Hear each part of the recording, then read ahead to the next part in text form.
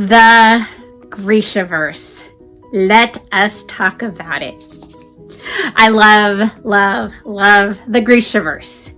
Now, I know that I am a middle-aged woman and that this is a YA fantasy series, but I cannot help myself. I know what's good. If you disagree with me, I still love you. The Grishaverse, what is it? It is a series that starts with a book called Shadow and Bone about a girl named Alina who, she grows up in this world called Ravka, and she has been a person that has to work with the military, and her best friend, who is an orphan growing up with her, Mal, is in the military too. He's a tracker. She's a cartographer. And when they were kids, they were tested like every other child in their world for basically the ability to be something called a Grisha. Grisha, it's like the ability for your body to do something scientifically impossible for normal people. They don't consider this magic. They feel like their body has a special science, basically.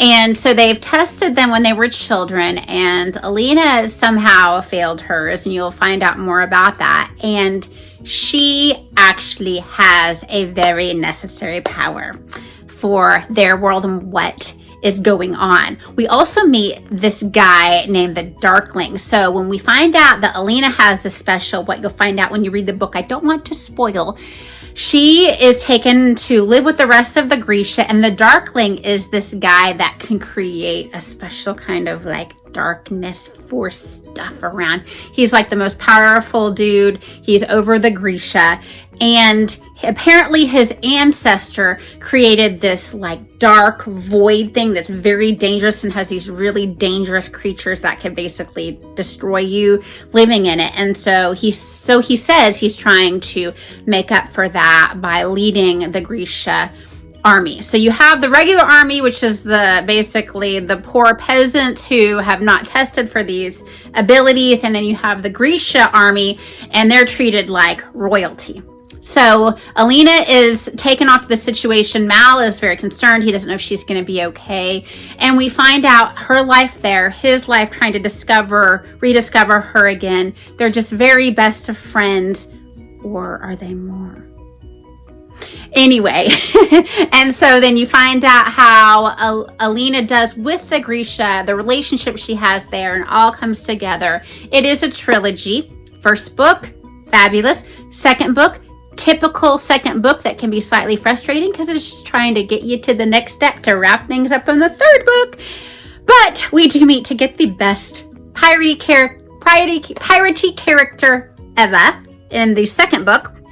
And then, so in the duology that is based in this world, Six of Crows, we get to see a glimpse of these characters, but it's mainly about a guy named Brecker, who is basically a very charming, very cagey criminal guy who brings these six people together that have different abilities and or Grisha powers. And it is definitely a found family feel, even though they all have things about them that make them a little cagey. It is, oh gosh, it is really a touching story in a lot of ways to see their relationships. The only thing I don't like about it is that it was written for teens, YA, and I feel like Mr. Brecker doesn't quite have enough redeeming qualities come about him in the end. I like it when it's for young people too. If we have this like kind of bad guy that we admire, for there to be a little bit more of a redemption type thing. That's my only negative about that really, is just like, I'm afraid that some kids are going to think, wow, that criminal guy, he's the bomb. So the last kind of duology in the Grisha Verse actually deals with the piratey guy, and I'm not going to spoil it, but I really think that it is basically fanfic for those of us that have loved the trilogy and the duology that came before it, because we get to see a lot of those characters popping in. It is very good. It's a lot of fun. It is very entertaining. So the author of these is Leigh Bardugo, and I believe she is just a really good fantasy writer. I really enjoyed how she wrote this series, and I think she just writes good YA fantasy. So if that sounds like something you'd like, give it a try. I have seen the Netflix series. It is a little bit more adult, a little bit more edgy. There was in the very first episode, there was one brief point of nudity. So I think like the original trilogy of Shadow and Bone was not that quite as adult as the series was. It was still a really good adaptation, I think. But just FYI, parents, because there's no like sex or anything like that in the original 3 books that I can think of anyway. But they definitely had a moment of nudity that was so unnecessary. Like she's getting in the bathtub, like, and they just decide to show us her bum for a second. Anyway, that's just my opinion. It was unnecessary. You may feel differently. That's okay.